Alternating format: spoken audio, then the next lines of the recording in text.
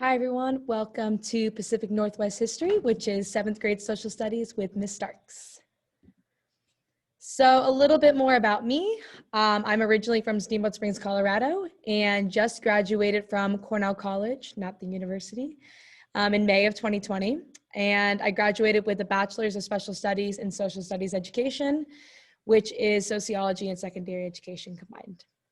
And this is my first year teaching, and that means I'm super excited to teach your kids, but also that I'm going to be learning alongside of them as much as everyone else is right now because of this weird and strange school year.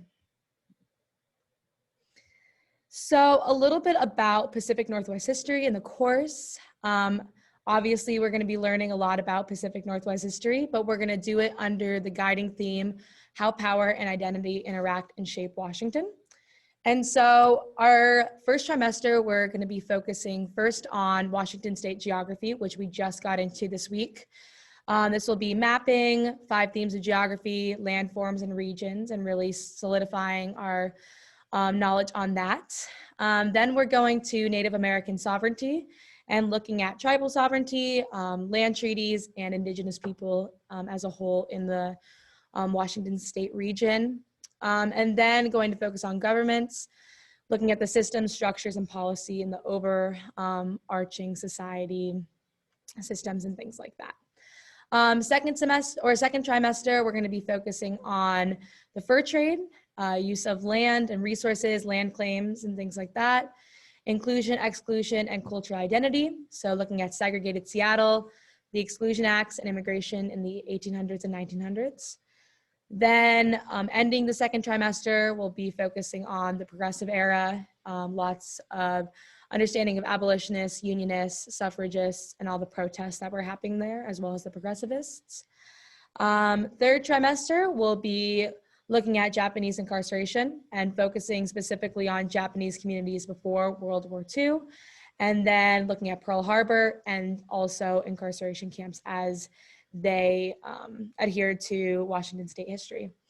And then to cap off the rest of the year, we're going to be looking at our personal identities in Washington, and that's a large accumulating end-of-year project that's still kind of in the works of how we're going to do it this year, but it will go along the lines of making a personal connection to the history and legacies of Washington State.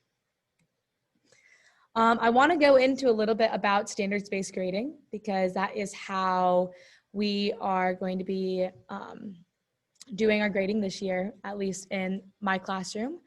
Standards-based grading is kind of talking about focusing more on the learning process rather than the end goal of just getting those grades and getting those points. And so looking at traditional grades and how they're muddied and misleading, and they both combine academic factors and then non-academic factors like behavior into a single grade. And so we're going to make sure our grades have meaning during standards-based grading. Also, that standard-based grading provide multiple opportunities to demonstrate learner feedback. And so redos and retakes are absolutely necessary and encouraged. And it looks at student growth rather than capturing their, trying to capture their growth in the moment of the past and more within the process. Also, with standards-based grading, it's a focus on learning and assessments and how they're performing on assessments throughout time, rather than just like doing things for extra credit to get those extra points. So again, it's showing that standards-based grading provides a higher scrutiny and accountability over the measurement of student achievement and allows grades to be more reflective of their learning and rather just, again, a single point in time. So a little bit more, we have formative and summative practice, and that's basically how our grades are going to be combined. Formative practice is marked as a no count.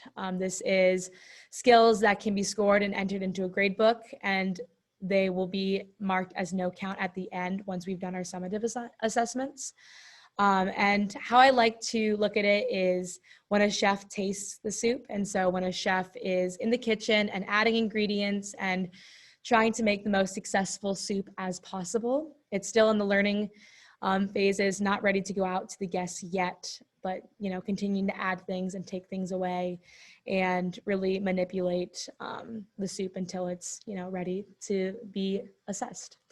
And so once we get to the summative assessment, this is at the end of that unit, we've had multiple opportunities to practice or add, new ingredients into the soup and practice our assignments. So now our summative assessment is counted.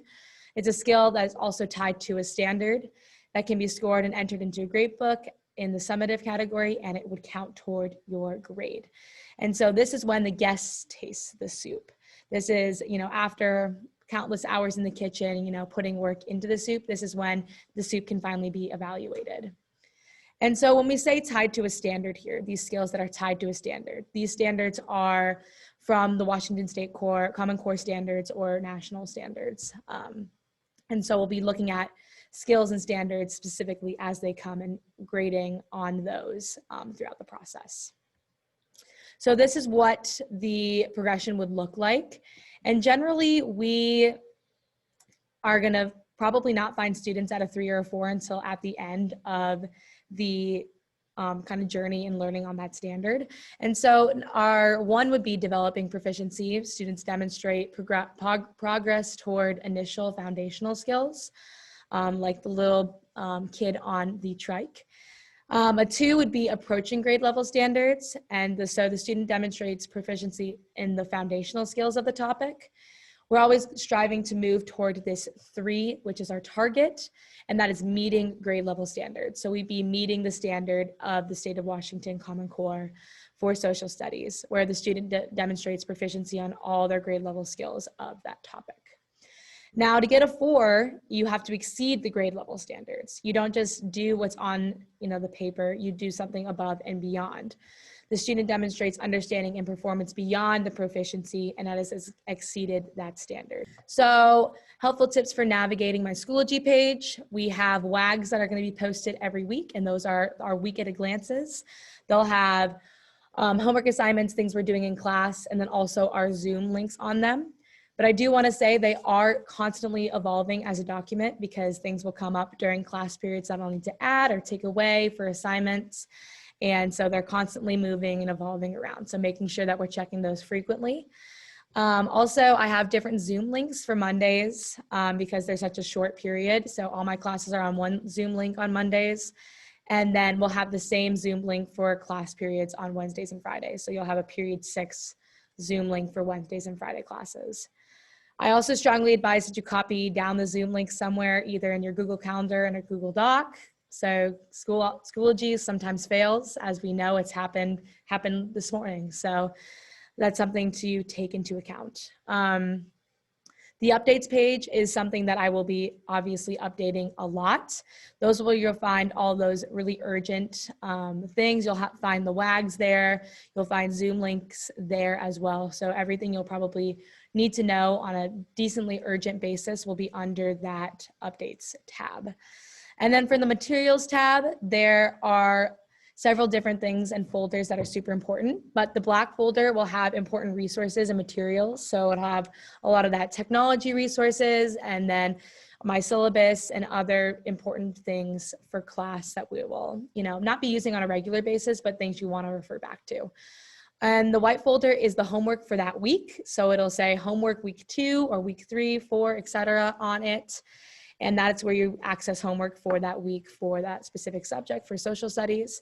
And then there will be a colorful folder that says week 2 materials on it. And those will be for materials in class. And I'll be moving our white week or white homework folder for each week down into those material folders as the weeks pass. Lastly, what I want to emphasize is that we are all on the same boat right now in online learning, but we are experiencing different storms. So this is an unprecedented time and we will see this through together, but there are different things that come up for different people, right? Sometimes technology doesn't work on one computer or iPad in one household, but it's working another time and X, Y, and Z, things come up, classes and assignments are missed. That's totally fine. We just need to communicate, and communicate. So students can message me on Schoology or email me to get into contact. I prefer this to be communications on the student's end rather than on the parents or guardians, as helps develop self-advocacy in the students. So that's super important in my book. But again, if Parents, you need to contact me at any time. Just email me, brittany.starks@mercerislandschools.org. And students can message me on Schoology whenever they need help. But I want to try to make this as an inclusive and accessible environment and online as possible.